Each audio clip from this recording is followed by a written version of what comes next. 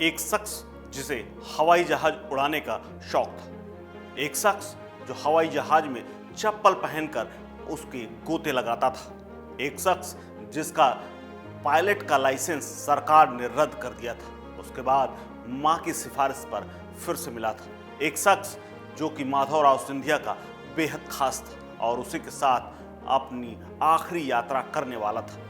लेकिन उसका मूड बदला और माधवराव सिंधिया के पास नहीं गया और सीधे पहुंच गया फ्लाइंग क्लब में, जहां पर सिर्फ 12 मिनट उसने फ्लाइंग की और उसके बाद जो हुआ वो इतिहास के पन्नों में दर्ज है। जी हाँ, मैं बात कर रहा हूं गांधी परिवार के ऐसे दावेदार की जो इंदिरा गांधी के बाद यानी अपनी मां के बाद पीएम पद के उम्मीदवार थे।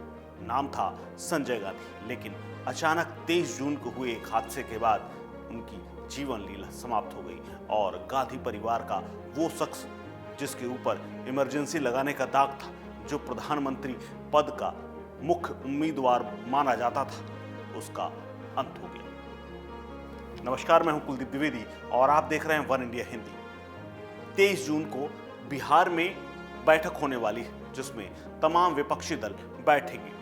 इसमें कांग्रेस भी चाहती है और वो हिस्सा ले रही इस मंशा के साथ कि उनके नेता राहुल गांधी प्रधानमंत्री बन सके और विपक्ष एक हो सके। लेकिन इसी तारीख को इसी कांग्रेस पार्टी के एक ऐसे शख्स की डेथ हो गई थी जिसकी वजह से बाद में बड़ा झटका माना गया था और कांग्रेस का उभरता हुआ सितारा डूब गया था। जी हाँ, क्योंकि 43 साल पहले 23 जून 1980 को ही राहुल गांधी ने अपने चाचा संजय गांधी को एक प्लेन दुर्घटना में खो दिया था। उस वक्त राहुल गांधी बच्चे से थे। उस दिन सुबह की अगर बात करें तो संजय गांधी की प्लेन उड़ाने की उत्सुकता उनकी मौत का सबसे बड़ा कारण मानी जाती है। बताते हैं कि विदेश में पढ़ाई के दौरान ही संजय गांधी ने विमान उड़ाने की ट्रेनिंग ली थी, लेकिन वो परफेक्ट पायलट नहीं थे, यानी प्रोफेशनल पायलट बिल्कुल नहीं थी।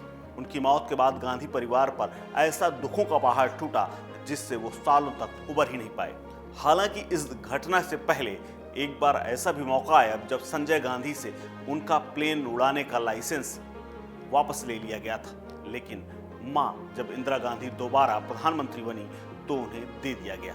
दरअसल ये बात 1977 की है, जब 1977 में देश में इमरजेंसी खत्म हुई, जनता दल की नई सरकार बनी, तब संजय गांधी की प्लेन उड़ाने का लाइसेंस छीन लिया गया।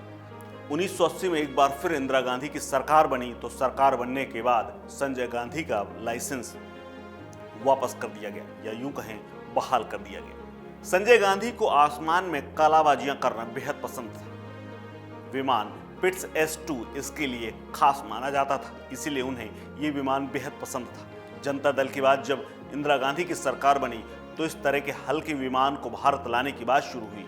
इसके बाद मई 1980 में कस्टम विभाग ने पिट्स S2A को भारत लाने की मंजूरी दे दी। इसके बाद ये विमान भारत लाया गया। विमान के भारत आने के बाद सरकार की तरफ से कहा गया कि इसे सिर्फ ट्रेंड पायलट ही उड़ाएंगे और कोई दूसरा नहीं। सरकार की सलाह के बावजूद संजय गांधी ने इसे नजरअंदाज कर दिया और इस विमान को उड़ाने के लिए इतने एक्साइटेड थे कि वो 21 जून की सुबह 7 बजे प्लेन उड़ाने के लिए प्रधानमंत्री आवास से निकल गए। उसके बाद 22 जून को संजय गांधी अपनी पत्नी मेनका गांधी, इंदिरा गांधी के विशेष सचिव R.K. धवन, धीरेन्द्र ब्रह्मचारी के साथ 40 मिनट तक प्लेन उड़ाया। उसके बाद अगले ही दिन 23 जून को फिर से संजय गांधी सुबह 7 बजे सफदरजंग फ्लाइंग क्लब पहुंच गए। हालांकि उनको इस दौरान प्लान चेंज था। उनका प्लान बना था कि संजय गांधी के साथ माधवराव सिंधिया विमान उड़ाने जाएंगे, लेकिन जब सुबह वो प्रधानमंत्री आवास से निकले तो उन्होंने प्लान चेंज कर दिया और उन्होंने अपनी गाड़ी सिंधिया के घर न ले जाकर सीधे दिल्ली फ्लाइंग क्लब पहुंच गए। संजय गांधी माधवराव सिंधिया के घर न जाकर सीधे दिल्ली फ्लाइंग क्लब के पूर्व इंस्ट्रक्टर सुभाष सक्सेना के घर पहुंच गए। उसके बाद दोनों ने दिल्ली फ्लाइंग क्लब से 7:58 पर पिट्स S2A को टेक ऑफ किया।